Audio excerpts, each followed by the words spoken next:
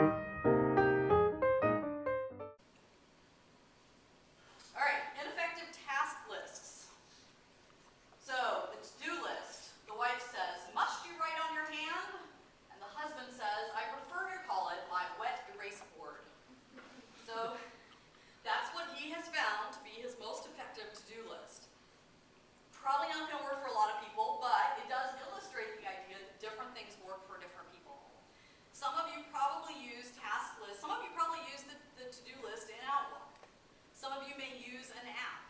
Some of you may use something like Evernote. Some of you may handwrite a task list. It doesn't really matter. What does matter is having the right one.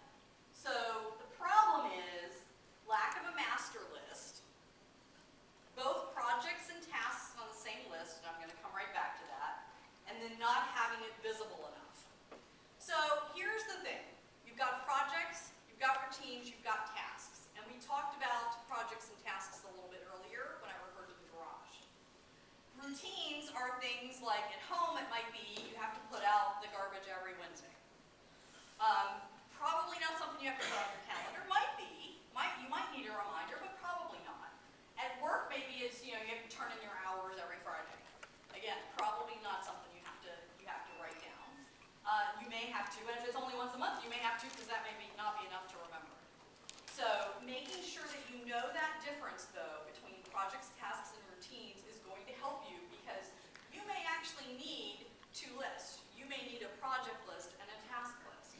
Or you may need a master list of everything, and then you have your daily to-do list, which you either transfer over, or you put due dates next to them, or you handwrite out the few things you're going to do every day.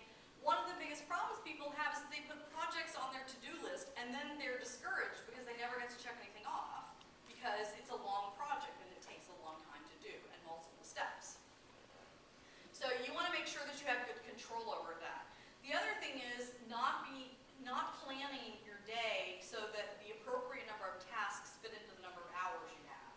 So I talked earlier about planning time and a half on your tasks. Well, obviously that means that first you've got to plan an amount of time for your task, easier for some people than others.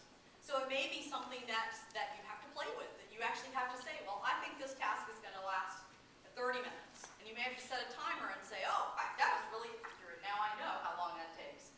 Or it may be, oh my goodness, that just wasn't even close. Or it may be, hey, I need to learn how to shorten up this task time, put some little boundaries on that. So lots of different things